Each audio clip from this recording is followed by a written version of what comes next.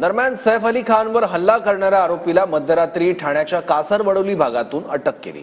गुन्हे शाखा आणि वांद्रे पोलिसांनी संयुक्त कारवाई केली आहे। याचं TV9 मराठीनं कशा प्रकारे लाईव्ह कव्हरेज केलं होतं पाहूयात। रात्री 3 वाजता 200 पोलिसांची कारवाई। ठाण्याच्या जंगलामध्ये अटकेचा थरार। सैफवर हल्ला करणारा आरोपी मोहम्मद शेजातला ठाण्याच्या कासारवडवलीमधून अटक करण्यात आली। मध्यरात्री 3 वाजता 200 पोलिसांकडून लेबर कॅम्प जवळच्या जंगलामध्ये सापळा रचत कारवाई करण्यात आली। पोलिसांनी मोबाईलद्वारे आरोपीचं लोकेशन ट्रेस केलं। ठाण्यामधल्या हॉटेलचं लोकेशन सापडलं। आरोपी हाऊसकीपिंग एजन्सी मार्फत हॉटेलमध्ये वेटर म्हणून काम करायचा। लेबर कॅम्पच्या कर्मचाऱ्यांना आरोपीचा फोटो दाखवत पोलिसांनी चौकशी केली। यही आए थे लोग, चेक किए सबका मोबाइल लेके हाथ में, खुद ही डायल कर रहे थे, चेक कर रहे थे सब, मतलब कहीं जाने आने नहीं दे रहे थे। पूछताछ किए सबको, किसको मालूम है, फोटो दिखा रहे थे, टी शर्ट बैग वगैरह यही सब। पूरे कॉलोनी के लेबर को सबको खड़ा किए थे। सबसे पूछ रहे थे कौन था, फोटो सबको दिखा रहे थे, कोई नहीं पहचान रहा था उसको। पोलीस आल्याचं कळताच आरोपी मोहम्मद बाजूच्या जंगलामध्ये लपला।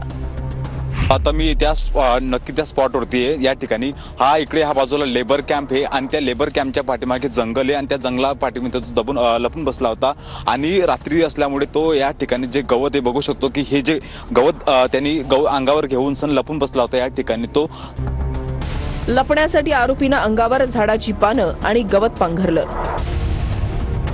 पोलिसांनी झाडाझुडपामध्ये शोध मोहीम सुरू करत आरोपीला पकडलं।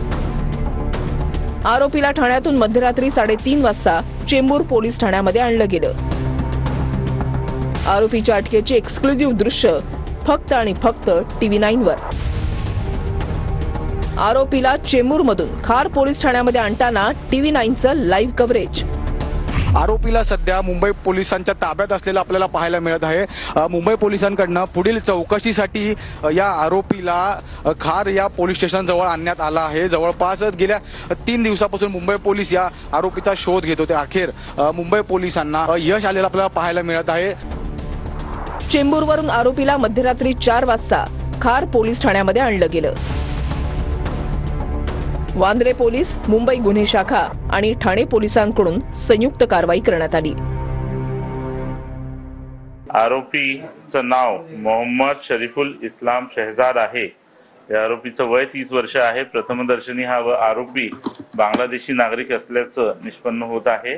हा व्यक्ती अटक याला ज्यावेळेस आम्ही केली त्याच्याकडे जी विचारपूस केली त्या अनुषंगाने त्याची जी उत्तरं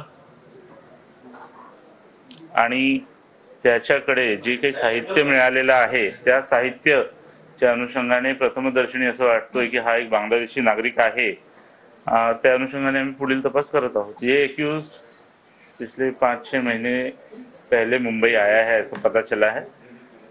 कुछ दिन ये मुंबई में रहा, बाद में मुंबई के विसिनिटी के कुछ टाउन्स में रहा और 15 दिन पहले फिर मुंबई आया है ऐसा इन्वेस्टिगेशन में पता चला।